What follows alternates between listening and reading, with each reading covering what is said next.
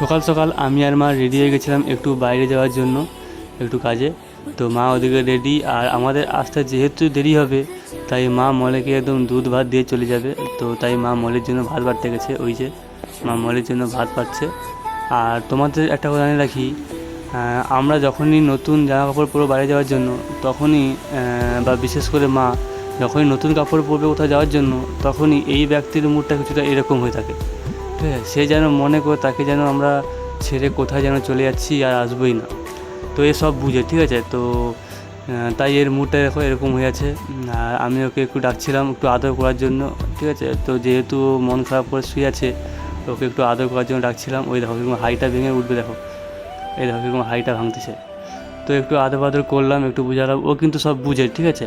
তো ও সব বুঝে, আর একটু আদর আদর করছিলাম। ও আমাকে একটু কামড়াচ্ছিল, এই যে মানে ওকে আদর করলে ও কামড়াবে, মানে ওর আদরটা হচ্ছে কামড়ানো, আর আমরা যদি আদর করি ও একটু কামড়াবেই। তো একটু আদর ফাদর করলাম। তো মা ওকে ডাকছিল যে ভাত খাওয়ার জন্য। তো ওই দেখো কীরকম ভাত খেয়ে চলে যাচ্ছে মার কাছে। তো মাকে ছাড়া একদমই থাকতে পারে না, ঠিক আছে। তো মা যেখানেই যায় ওর মুডটা কেমন যেন একটা হয়ে থাকে। তো মা যখনই ডাকলো, ওই যে ভাত দিচ্ছে মা, তো যখনই ডাকলো পটাক করে চলে যাবে, দেখো মানে মার পিছন ও ছাড়েই না।